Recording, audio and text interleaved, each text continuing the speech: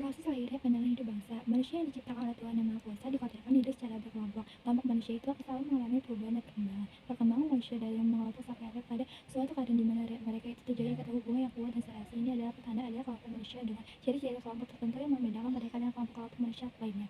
Kelompok-kelompok manusia tersebut dikatakan suku bangsa karena sudah mempunyai tujuan hidup. Tujuan hidup kelompok ini akan membedakan mereka dengan kelompok suku bangsa lain di Nusantara dikenal ada pandangan hidup suku Jawa, Buddha, Sunda, Batak, Flores, Madura, dan lain-lain sebagainya. Sejak tanggal 28 Oktober 1128, bangsa Indonesia telah berkembang menjadi satu bangsa, artinya satu kesatuan dari berbagai ragam latar belakang sosial budaya, agama, dan keturunan yang bertekad untuk membangun satu tatanan hidup bangsa dan bernegara.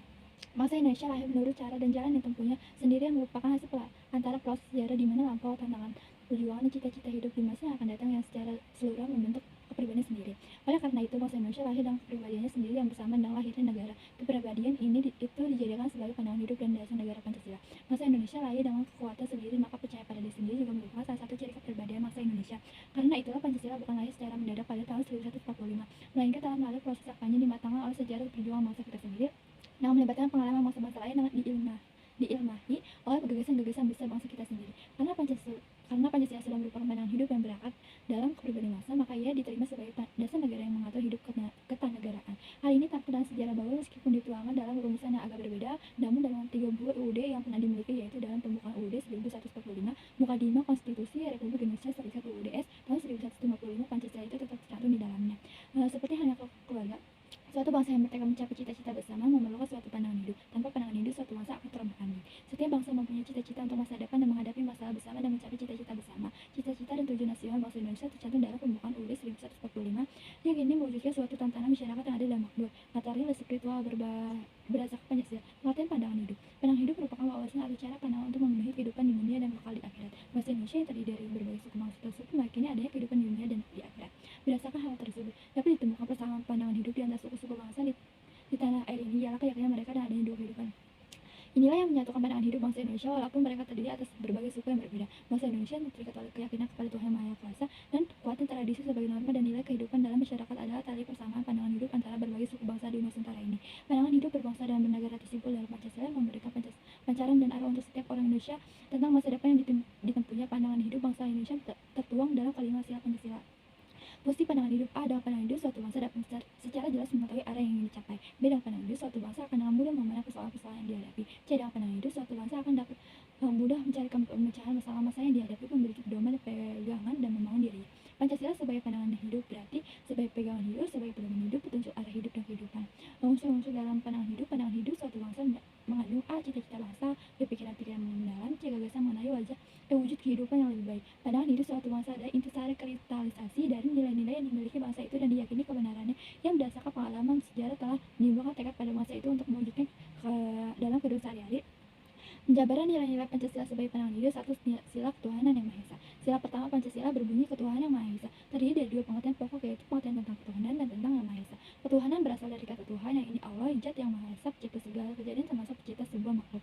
Oleh karena itu, Tuhan sering disebut juga sebab yang pertama yang tidak disebabkan oleh yang lain. Alam beserta kekayaannya sumber-sumber minyak bumi, batu bara, air dan lain-lainnya merupakan ciptaannya termasuk makhluk hidup juga merupakan ciptaan Tuhan. Yang Maha Esa berarti yang Maha Satu atau Maha Tunggal dan tidak ada yang mempersekutukannya. Dia Esa dalam zatnya, Esa dalam sifatnya, Esa dalam perbuatannya. Oleh karena adanya kekuasaan itu, maka tidak ada yang menyamakan dan dia Maha Sempurna. Sila ketuhanan Yang Maha Esa mengandung pengertian bahwa kita bangsa Indonesia percaya dan takut kepada Tuhan Yang Maha Esa, penciptaan alam semesta beserta isinya, baik benda mati maupun makhluk hidup. Sila pertama ini mengandung makna bahwa kita sebagai warga negara Indonesia mempercayai dan bertakwa pada Tuhan. Tentunya ini disesuaikan dengan agama dan kepercayaan yang dimiliki oleh masing-masing orang. Karena itu, makna dari sila ini juga berarti kita perlu saling menghormati antar umat beragama sehingga tercipta kehidupan yang rukun. Sila kemanusiaan yang adil dan beradab. Kemanusiaan berasal dari kata manusia yang merupakan makhluk ciptaan Tuhan Yang Maha Esa. Oleh Tuhan, manusia dikaruniai jasmani dan rohani, yang keduanya merupakan satu kesatuan serasi. Adil mengandung arti objektif atau sesuai dengan adanya, misalnya kita memberikan sesuatu kepada orang lain karena memang sesuatu itu merupakan haknya. Jadi kita tidak subjektif, tidak berat sebelah, tidak dikasih. Dari kemanusiaan adalah penting sekali bagi kehidupan sesuatu bangsa dan negara yang merdeka dalam hubungannya dengan bangsa-bangsa lain. Manusia adalah makhluk Tuhan dan Tuhan tidak mengadakan perbedaan antara sesama manusia. Pandangan demikian menimbulkan pandangan luas, tidak terikat oleh batas-batas negara atau bangsa sendiri, melainkan negara harus selalu membuka pintu bagi persahabatan dunia atas dasar persamaan derajat. Manusia mempunyai hak yang sama. Oleh karena itu, tidaklah benarkah manusia yang satu menguasai manusia yang lain atau bangsa yang satu menguasai bangsa yang lain. Berhubungan dengan hal itu, maka bangsa Indonesia tidak membenarkan adanya penjajahan di atas bumi, karena hal yang demikian bertentangan dengan memberi kemanusiaan dan hak setiap bangsa untuk dapat menentukan nasibnya sendiri. Beradab berasal dari kata adab, secara bebas berarti budaya. Beradab berarti keberbudayaan, manusia beradab berarti manusia yang tingkah lakunya selalu dijiwai oleh nilai-nilai kebudayaan. Nilai-nilai kebudayaan tidak lain ialah hal-hal yang luhur yang dijunjung tinggi oleh manusia. Ya karena luhurnya itu dijadikan pedoman, ukuran, atau tuntunan untuk diikuti. Kalau sesuai berarti baik, kalau tidak sesuai berarti tidak baik. Makna sila kedua ini adalah manusia memiliki berat yang sama sehingga kita harus saling menyayangi satu sama lain. Kita juga harus saling menjaga dan membantu sesama, membela kebenaran dan keadilan, dan bekerja sama untuk kedamaian negara kita.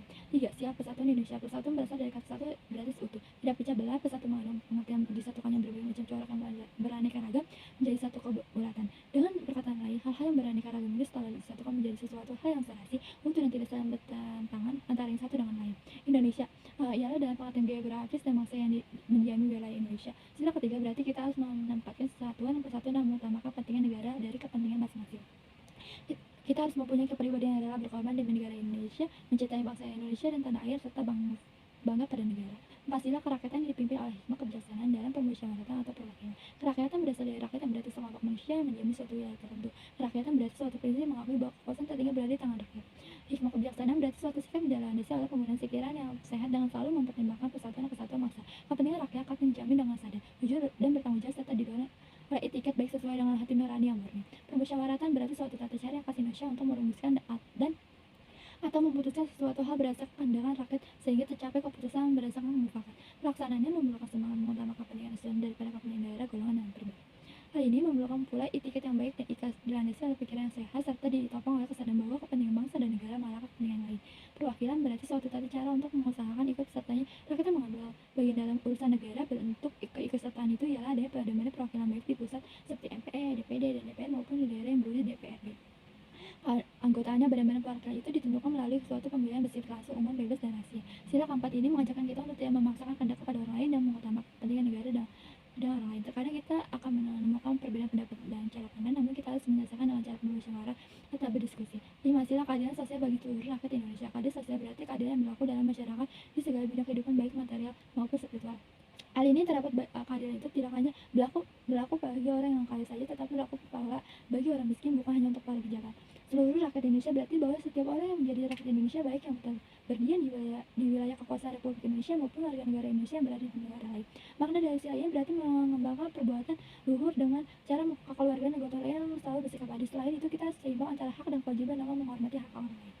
Pancasila sebagai pandangan hidup bangsa merupakan pedoman dan pegangan dalam pembangunan bangsa dan negara agar dapat 1. Mampu berdiri kokoh, 2. Dapat mengetahui arah tujuan dalam memandang dan memecahkan masalah seperti ideologi, politik, ekonomi, sosial, budaya, dan pertahanan keamanan yang dihadapi oleh bangsa, dan tidak terombang-ambing oleh keadaan apapun termasuk dalam era globalisasi ini. Pancasila sebagai pandangan hidup, nilai-nilainya telah terkristalisasi dari kehidupan nyata masyarakat Indonesia, antara lain kedamaian, keimanan, ketakwaan, keadilan, kesetaraan, keselarasan, keberadaban, persatuan, kesatuan, mufakat, kebijaksanaan, dan kesejahteraan. Upaya menjaga nilai-nilai luhur Pancasila. Nilai-nilai yang terkandung dalam Pancasila merupakan suatu cerminan dari kehidupan masyarakat Indonesia sejak zaman nenek moyang kita, dan secara telah menjadi bagian yang terpisahkan dari kehidupan bangsa Indonesia. Untuk itu, kita sebagai generasi penerus bangsa harus mampu menjaga nilai tersebut. Untuk hal tersebut, maka perlu adanya berbagai upaya yang dilakukan oleh seluruh masyarakat Indonesia. Upaya-upaya tersebut antara lain: 1. Melalui dunia pendidikan dengan menambahkan mata pelajaran khusus Pancasila pada setiap satuan pendidikan bahkan sampai perguruan tinggi. 2. Lebih masyarakat Pancasila. 3. Menerapkan nilai-nilai tersebut dalam kehidupan sehari-hari. 4. Memberikan sanksi kepada pihak-pihak melakukan pelanggaran terhadap Pancasila. 5. Menolak dengan tegas paham-paham yang bertentangan dengan Pancasila.